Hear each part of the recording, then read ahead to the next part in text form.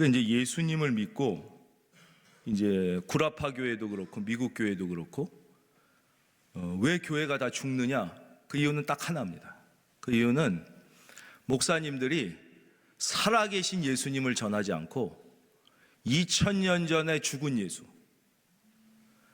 2000년 전에 팔레스타인에 살았던 그 예수를 증거하는 교회는 다 죽습니다.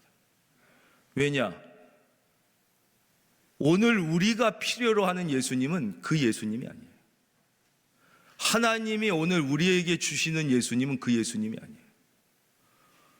지금 살아계셔서 우리와 함께 하시는 예수님, 함께 하시는 그분이 하나님이 우리에게 주신 예수님이고 오늘 우리가 필요로 하는 예수님이에요. 그 예수님을 못 만나기 때문에 그런 거예요. 그래서 서구교회라고 다 죽는 게 아닙니다. 서구교회도 그 예수님을 증거하고 만나는 교회는 놀랍게 살아납니다. 런던에서도 막 살아납니다. 근데 그 살아계신 주님을 만나는 가장 분명하고 쉬운 길이 무엇이냐? 그게 찬양입니다. 찬양. 이스라엘의 찬양 중에 거하시는 주여, 성경 말씀에도 있어요. 그래서 찬양을 온 마음을 다해 부르면 형식이 아니라 특별히 같은 찬양을 한 100번 부르십니다. 100번. 누구라도 다 골방에 들어가셔서 찬송가든 좋아하는 찬양 하나 펴놓고 100번만 부르십시오. 100번만. 그러면 성령이 그 자리에 임하시고 할렐루야. 예. 근데 그거를 못해서 10년 교회를 다니고도 살아있는 예수님을 못 만나는 거예요. 살아있는.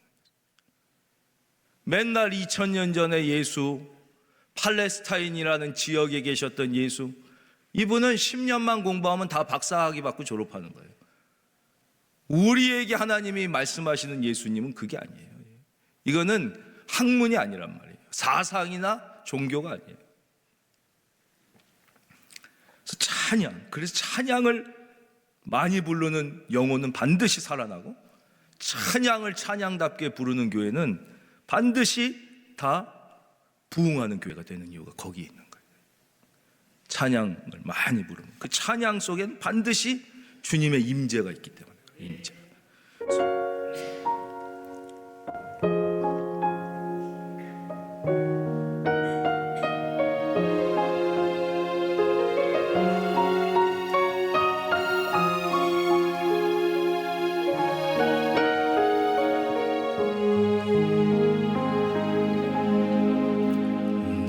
평생 살아온 길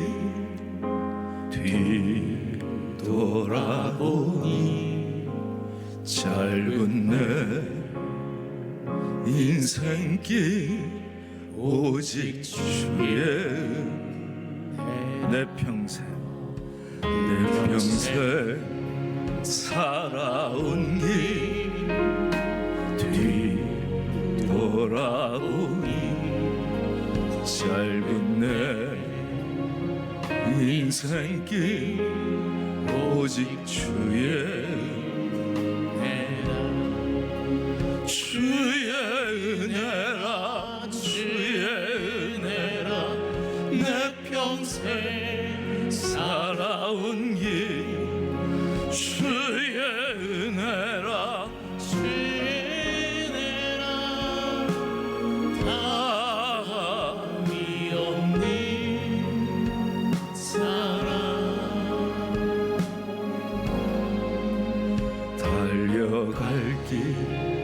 모두 마치 주 얼굴 볼 때 나는 공로 전혀 없도다 오직 주의 은혜라 지금까지 지내온 것 주의 크신 은혜라 한이 없는 주의 사랑 어찌 이루 말하랴 찬양해 주의 손이 항상 살펴주시고 모든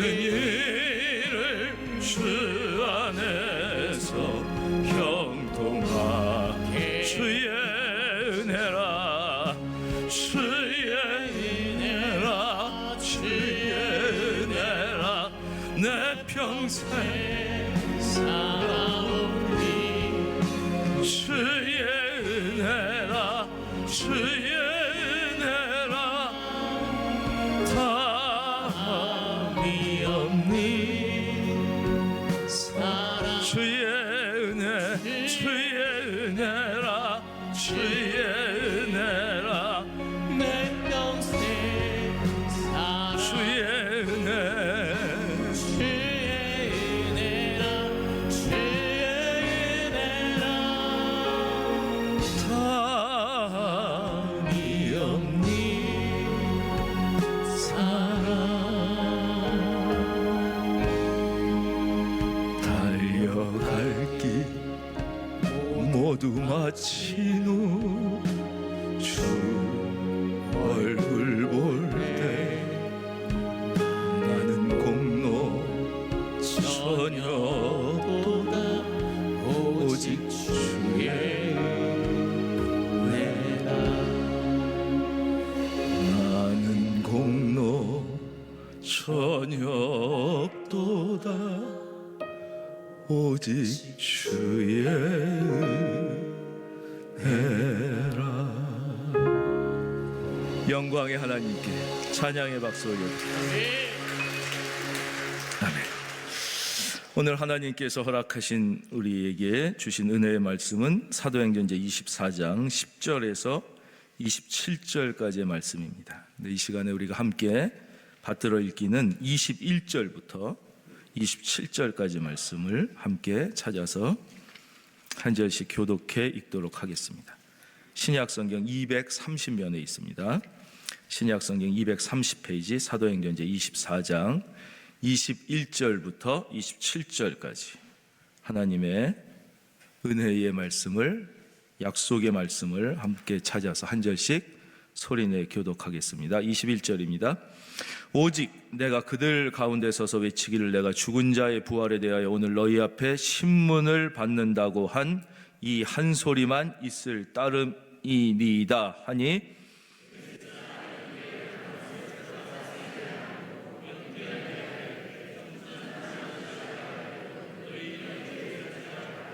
백부장에게 명하여 바울을 지키되 자유를 주고 그의 친구들이 그를 돌보아 주는 것을 금하지 말라 하니라.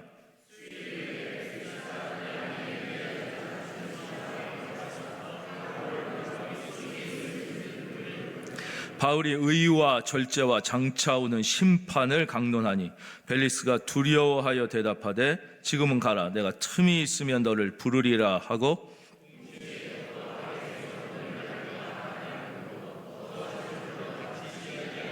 27절 시작. 이태가 지난 후 고르기오 베스도가 벨릭스의 소임을 이어받으니 벨릭스가 유대인의 마음을 얻고자 하여 바울을 구려하여 두니라. 아멘. 오늘은 불행의 늪에서 빠져나오는 법이라는 제목으로 하나님의 뜻을 살피며 은혜를 나누도록 하겠습니다. 어거스틴이라는 분이 있습니다. 성 어거스틴으로 우리가 잘 알고 있죠. 아주 위대한 믿음의 사람. 이름은 어거스틴이지만 너무 위대해서 그 앞에 사람들이 세인트, 거룩하다라는 명칭을 붙여서 그냥 성 어거스틴, 우리에게도 이렇게 알려져 있는 분입니다. 이분의 일화가 아주 많은데요. 제일 유명한 일화 중에 하나는 그 어머니 모니카와 관련된 일화이죠. 이분이 어렸을 때는 신앙생활을 이제 어머니의 품 안에서 어느 정도 하다가 이제 머리가 크면서 의문이 생기기 시작했죠. 이게 말이 되냐? 처녀가 무슨 애를 낳냐? 죽은 사람이 어떻게 살아나냐? 어떻게 보리떡 5개랑 물고기 2마리로 5,000명을 먹이냐? 어떻게 무리를 걷냐? 의심이 들기 시작합니다. 철학적으로 사고하고 그랬겠죠. 그러면서 이 사람이 이제 잘못된 믿음과 신앙 속으로 빠져 들어가게 되고 방탕한 생활을 하게 되죠. 죽으면 끝 아니겠는가? 이런 생각을 하게 되면서 그 어머니가 아무리 자식을 권면하고 주님 품으로 돌아오기를 사정해도 아들이 전혀 변화의 기미가 보이지 않으니까 어느 날 알렉산드리아에 있는 교회에 가서 이 어머니가 너무 마음이 무너져서 막 울면서 이제 기도를 하고 있었던 거예요. 그때 이제 알렉산드리아 교회의 담임 목사님이 암브로시우스라는 분입니다. 그때 이제 주교였죠.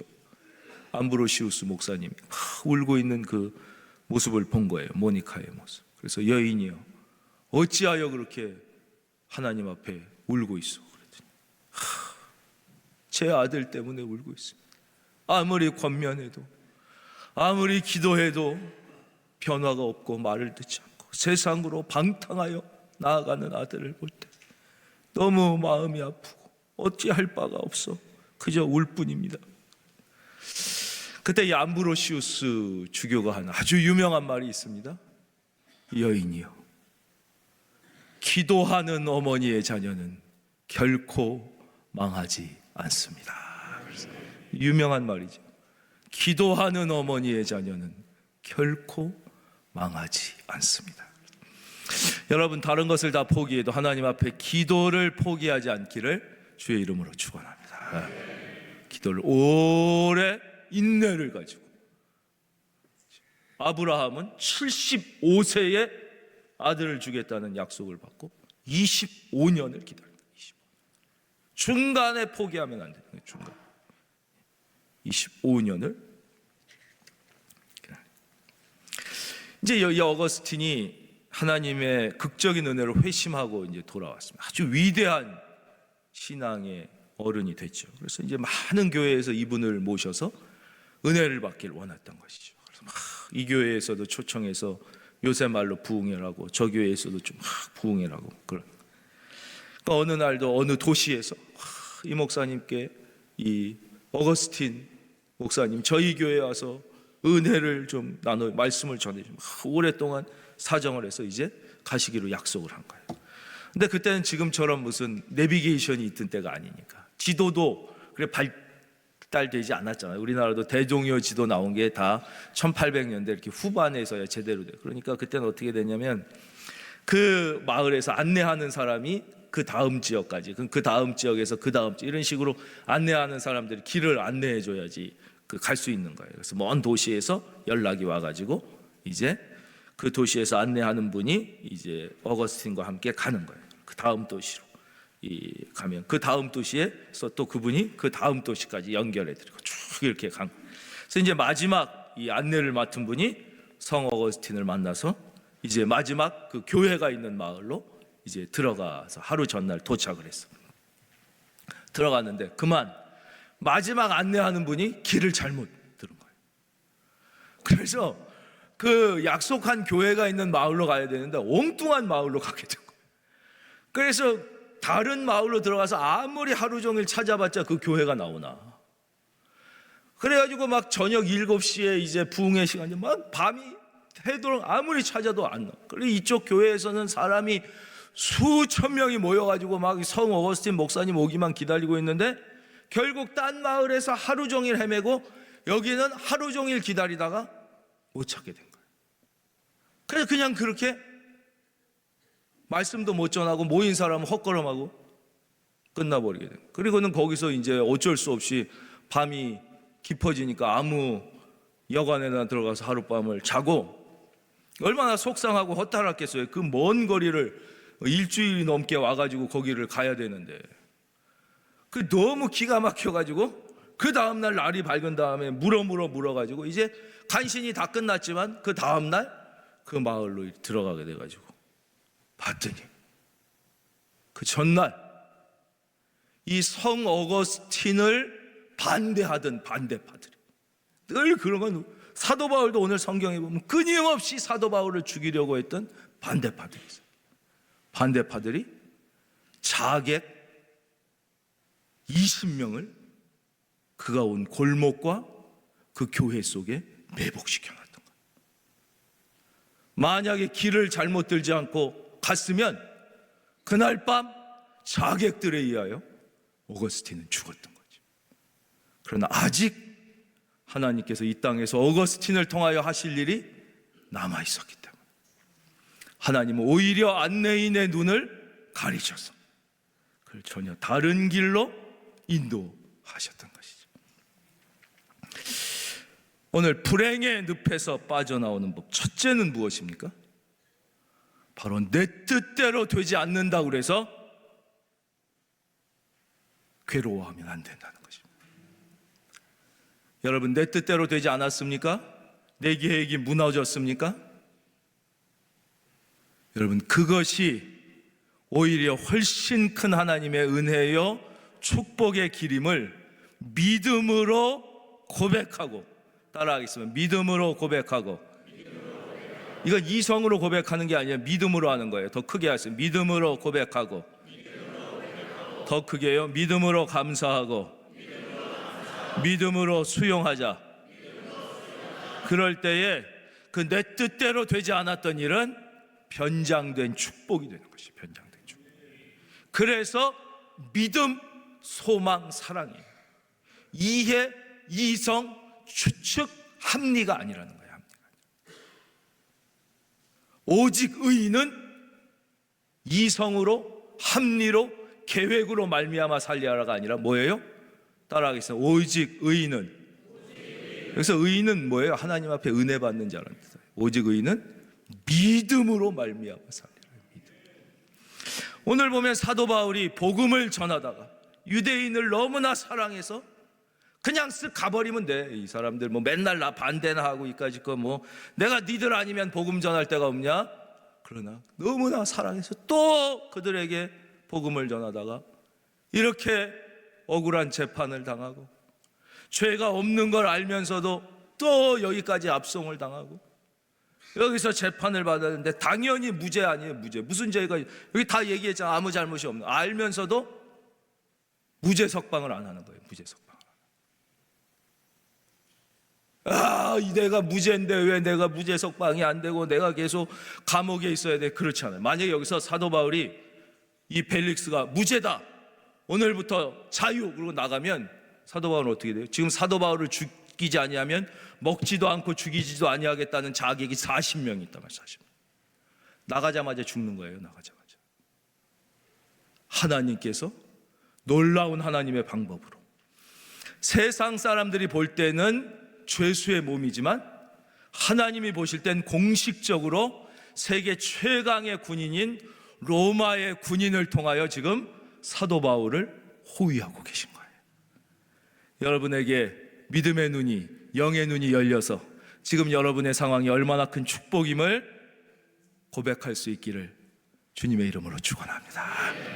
우리는 그것을 믿음으로 수용하고 고백하고 감사할 수 있을 때 불행의 늪에서 빠져나올 수 있습니다.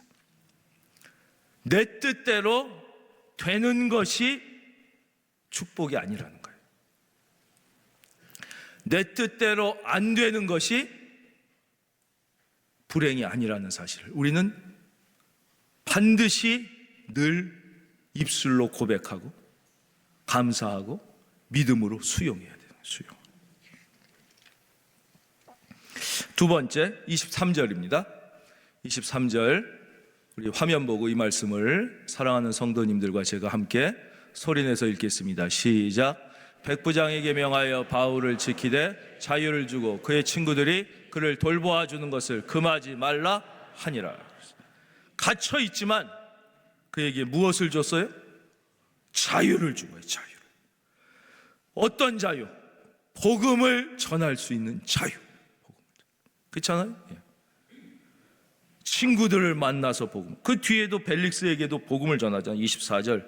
수일 후에 벨릭스가 그의 아내 유대 여자 드루실라와 함께 와서 바울을 불러 그리스도 예수 믿는 도를 듣거늘. 여러분, 우리가 예수님께서 다시 마지막 최후 심판을 하시러 오시기 전까지 우리가 하나님 앞에 서기 전까지 살아있는 유일한 이유가 뭐라고 말씀드렸어요? 예수님의 유언. 마태복음 28장 예수님께서 승천하시기 전에 남긴 마지막 유언을 꼭 기억해야 된다고 그랬죠. 이걸 다른 말로 지상명령이라고 그래요. 이 땅 위에서 한 명령이란 뜻이 아니라 지극히 크신 명령이란 뜻이에요. 가장 위대한 명령. 그러므로 너희는 가서 모든 민족을 제자로 삼아 아버지와 아들과 성령의 이름으로 세례를 베풀고 내가 너희에게 분부한 모든 것을 가르쳐 지키게 하라. 볼지어다 내가 세상 끝날까지 너희와 항상 함께 있으리라. 이거예요. 사도행전 1장 8절 오직 성령이 너희에게 임하시면 너희가 권능을 받고 예루살렘과 온 유다와 사마리아와 땅끝까지 이르러 뭐가 돼요? 네, 증인이 되리라. 그러니까 우리는 내가 직장인이든 가정주부든 남자든 여자든 학생이든 사업을 하든 장사를 하든 취업 준비를 하든 선생님이든 공무원이든 목사든 누구든 간에 자기의 위치에서 최선을 다해서 땅끝까지 이르러, 그렇죠? 모든 민족으로 제자를 삼으라고 그랬어요. 이거를 사도행전에서 뭐라고 그래요? 예루살렘과 온 유대와 사마리아와 어디까지? 땅끝까지. 그래서 우리가 캄보디아도 가고 북쪽으로 땅끝인 휴전선 마을을 가고 예전에 해남도 갔었잖아요. 해남 남쪽으로 땅끝 해남도 가고 제주도도 가고 아프리카도 가는 거예요. 땅끝까지 이르러. 또 땅끝은 어디가 땅끝이에요? 동시에 바로 내 옆에 사람도 땅끝이에요. 왜요? 지구는 둥글잖아요. 그러니까 땅끝으로 계속 가다 보면 결국 삥 돌아서 바로 내 옆까지 오게 되는 거예요. 그러니까 땅끝은 두 가지 의미가 있습니다. 나로부터 가장 먼 곳까지도 망설이지 말고 가서 복음을 전해야 된다. 이게 땅끝. 동시에 땅끝은 어디예요? 바로 내 옆이 땅끝이라는 거예요. 내 땅 옆이. 지구가 계속 가면 다시 땅끝은 내 옆으로 오게 되는 거예요. 우리 어렸을 때도 여러분 많이 노래 불렀잖아요. 앞으로 너무 음을 높이 잡았어요. 예.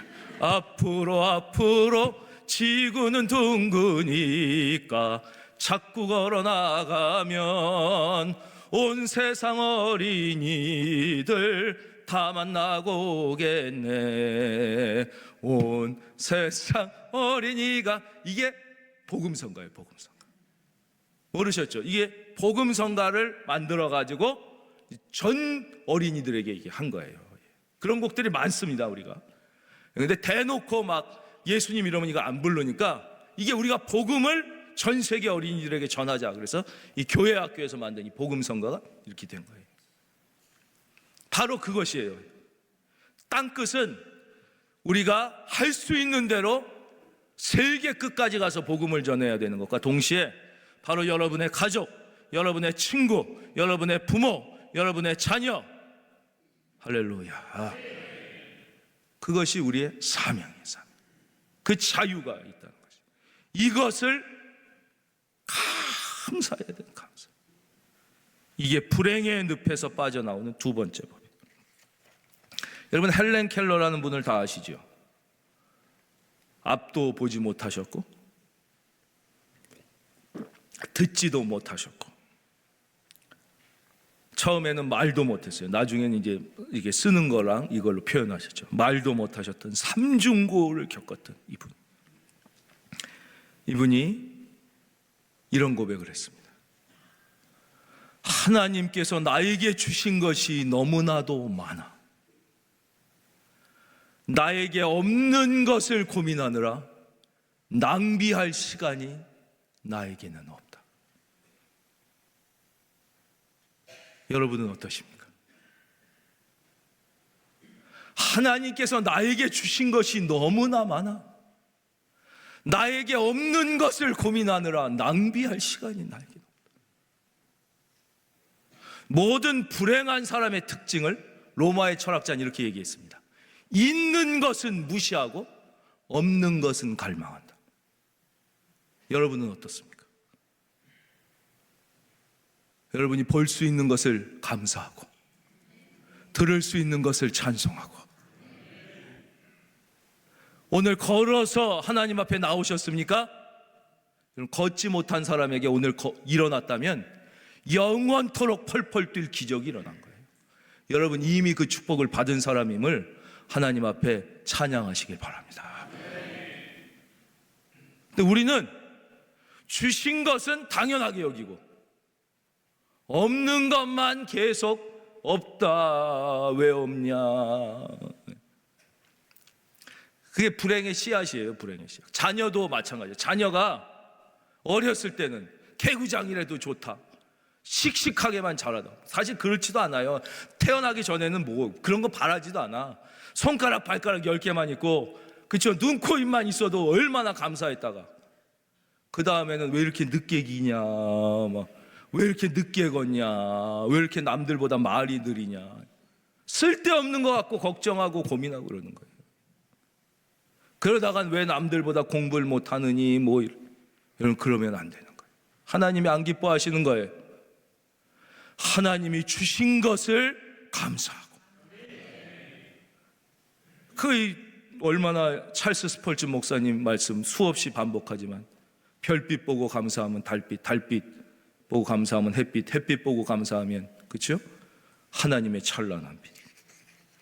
마지막 25절입니다. 이 벨릭스라는 사람이 이제 하나님의 나라와 구원에 대하여 관심이 있었어요. 그래서 바울을 불러 그리스도 예수 믿는 도를 들었어요. 그리고 25절 이런 반응을 합니다. 바울이 의와 절제와 장차오는 심판을 강론하니 벨릭스가 두려워하여 대답하되 지금은 가라. 내가 틈이 있으면 너를 부르리라 하고. 우리도 마음에 찔리는 얘기, 두려운 얘기, 가슴을 찌르는 얘기를 들으면 뭔가 외면하고 싶은 영적 유혹을 느끼는 거예요. 벨릭스가 그런 거예요. 지금 가라. 그건 좀 나중에 생각하자. 벨릭스는 바로 오늘 나의 모습인 것이죠. 우리의 모습. 그리고 26절입니다. 화면 보겠습니다. 벨릭스의 모습에서 오늘 우리의 모습을 봅니다. 동시에 시작.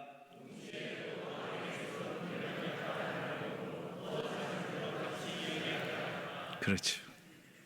오늘 모든은 아니죠. 훌륭한 분들도 많지만 많은 크리스찬들의 문제입니다. 하나님 좋다, 그러나 돈도 좋다는 것이죠.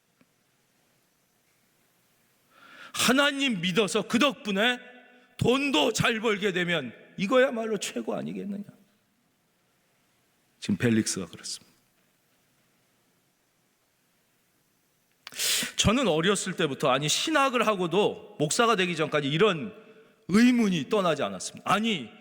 진짜 하나님이 살아계시다면, 그리고 삶 가운데 역사하시고 생사화복을 주관하시다면, 이왕이면 예수 믿는 사람들이 사업도 잘 되고 돈도 잘 벌고 좋은 직장에도 턱턱 붙고 자녀들도 공부도 잘해서 좋은 학교도 턱턱턱턱 붙으면 전도도 잘 되고, 예수 믿으라 그러면 정말 그러네, 저 사람 예수 믿더니 저렇게 잘 되니 나도 예수 믿어야겠네, 다 친척들에게도 전도도 잘 되고, 예수 믿으라 그러면 다 아멘하고 와서 예수 전도하기도 쉬울 텐데 왜 현실은 안 그럴까? 왜 예수 믿는데 저렇게 고생을 하고 저렇게 안 되고 자녀 때문에 저렇게 속 썩고 저렇게 사업이 망하고 직장에서 억울하게 쫓겨, 왜 저런 일이 있을까? 목사가 될 때까지도 왜 이걸 명쾌하게 알려주시는 목사님이 안 계시더라고요. 다 두루뭉실하게 얘기하는 거예요. 다 하나님의 뜻이 있다, 우리는 하나님의 뜻을 다 알지 이런 식으로만 얘기해 주시는 거예요. 여러분, 탕자를 생각해 보십시오. 탕자는요, 아버지로부터 엄청난 유산을 받았어요. 돈이 엄청나게 많이 생겼어요. 마음대로 썼어요. 이게 복입니까? 세상 사람들이 볼 땐 복으로 보였겠지만 이것은 복이 아니에요. 그것 때문에 탕자는 어떻게 됐어요? 하나님으로부터 멀어졌고 그는 영혼이 망하고 육체가 망하게 된 것이에요.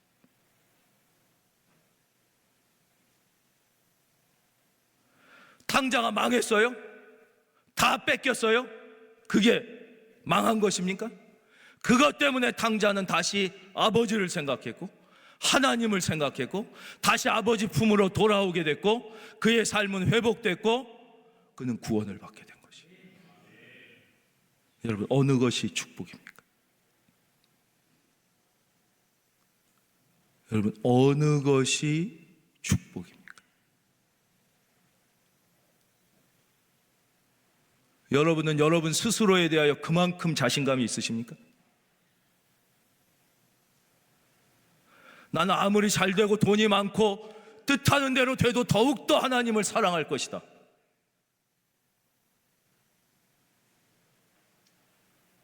그렇다면 살아계신 하나님은 결코 여러분을 외면하시지 않으실 것입니다. 그러나 하나님은 사도 바울에게도 가시를 주시는 거예요. 근데 우리 같은 사람이 안 교만해질 것 같으세요? 다 잘 되면? 천사장도 교만해서 사탄이 되는데, 바울이 그러잖아. 나 이 육체의 가시 좀 없어주시오. 하나님, 그럴 때 하나님이 바울에게 뭐라고 그래요? 성경에는 안 써있지만 하나님이 사도 바울에게 그러십니다. 야, 네가 아무리 위대한 사도 같지만 천사장도 교만해서 사탄이 되는데 네가 인간인데 다 잘 되면 교만 안 할 것 같냐? 여러분, 다 잘 되는데 교만 안 할 수 있는 인간이 있을 것 같습니까?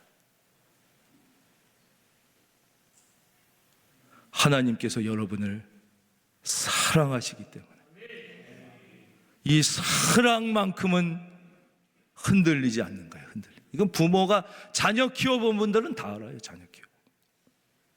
근데 내가 키울 때는 알면서 하나님이 나의 아버지일 때는 우리가 그걸 이해를 못하는 거예요. 내가 키운 사람들은 다 알면서. 그래서 성경은 이렇게 말씀하십니다. 그러므로 마태복음 6장 24절, 한 사람이 두 주인을 섬기지 못할 것이니 혹 이를 미워하고 저를 사랑하거나 혹 이를 중히 여기고 저를 경히 여김이라. 너희가 하나님과 재물을 겸하여 섬기지 못하느니라 그랬어요. 하나님만 섬길 수밖에 없다. 마태복음 6장 31절에서 33절, 그러므로 염려하여 이르기를 무엇을 먹을까 무엇을 입을까 하지 말라. 이는 다 이방인들이 구하는 것이라. 너희 하늘 아버지께서 이 모든 것이 너희에게 있어야 할 줄을 아시느니라. 너희는부터 소리내서 읽겠습니다. 시작.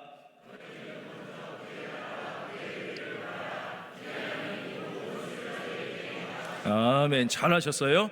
이번엔 저 너희는에 자기 이름을 넣는 거예요. 이규호는 이렇게, 또 제 이름 하시면 안 돼요. 자기 이름 하시면 자기 이름. 아들 이름도 하지 말고 남편 이름도 하지 마세요. 자기 이름 하세요. 자기 이름. 딸 이름도 하지 말고. 너희도 자기 이름 하세요. 규호에게 이렇게 하세요.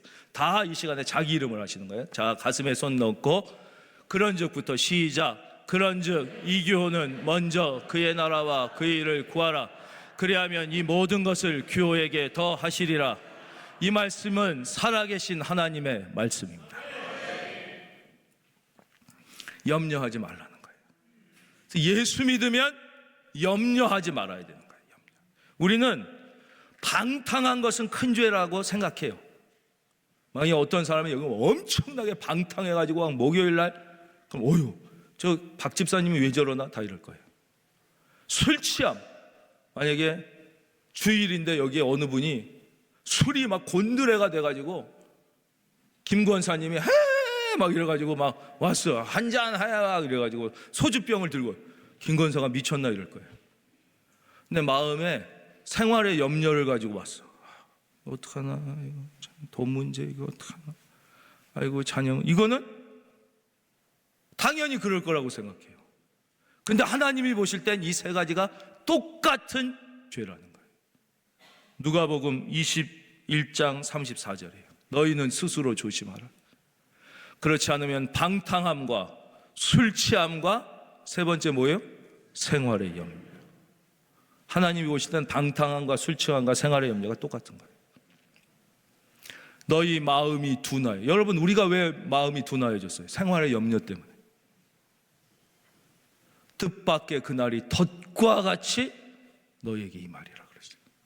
그래서 우리는 염려하면 안 돼요. 염려하면 안 되는 거예요. 로마서 8장 32절, 자기 아들을 아끼지 아니하시고 우리 모든 사람을 위하여 내어주시니가 어찌 그 아들과 함께 모든 것을 우리에게 주시지 아니하겠느냐 그랬어요. 베드로전서 5장 7절, 이거 소리내서 한번 읽어보겠습니다. 베드로전서 5장 7절도 화면에, 마지막입니다. 다 함께 시작. 너희 염려를 다 주께 맡기라. 이는 그가 너희를 돌보심이라. 아멘. 여러분, 세 번째, 불행의 늪에서 빠져나오는 법. 여러분, 염려해서 불행에서 빠져나올 수 있으면 하나님이 염려하라고 합니다. 내일 일을 근심해서 여러분들이 조금이라도 더 행복해지고 나아질 수 있으면 하나님이 내일 일을 근심하라고 하시죠. 그러나 전혀 그것은 인생에 소용이 없고 더 괴로워질 뿐이니까 뭐라고 그러는 거예요? 하나님께서 너희 염려를 다 주께 맡기라는 거예요. 주께. 여러분, 생활의 염려를 다 주께 맡기시기를 주님의 이름으로 부탁합니다. 탁 맡기고 한번 살아보는 거예요. 예. 실험해보는 거예요. 탁 맡기고 또 사탄이 주면 또 맡기고 한 번에 되는 게 아니에요. 세수하고 그 다음날 또 세수하고 면도하고, 남자들 매일 면도하잖아요. 매일. 어떤 날은 저는 하루에 2번도 해요. 예. 저녁 6시에 설교할 일, 저녁 설교 있으면 안 그러면 벌써 5시 되면 또 시커매지거든요. 염려를 아침에도 맡기고 저녁에도 또 기도로 맡기고 계속 맡기는, 계속. 왜냐? 염려의 수염이 시커멓게 계속 자라게 돼요. 계속 자라. 한 번 맡겼다고 끝내지 말고 계속 맡기심으로 불행의 늪에서, 첫째, 내 뜻대로 되지 않을 때 이것이 오히려 변장된 축복이라는 것을 믿음으로 수용하고, 두 번째, 나에게 없는 것이 아니라 있는 것을 늘 바라보며 기뻐하고 감사하고, 세 번째, 염려를 하나님, 돈이 아니라 하나님을 믿고 세상의 모든 염려를, 생활의 염려를 하나님께 턱 맡기고 살아서 주의 은혜가 충만하시기를 바랍니다.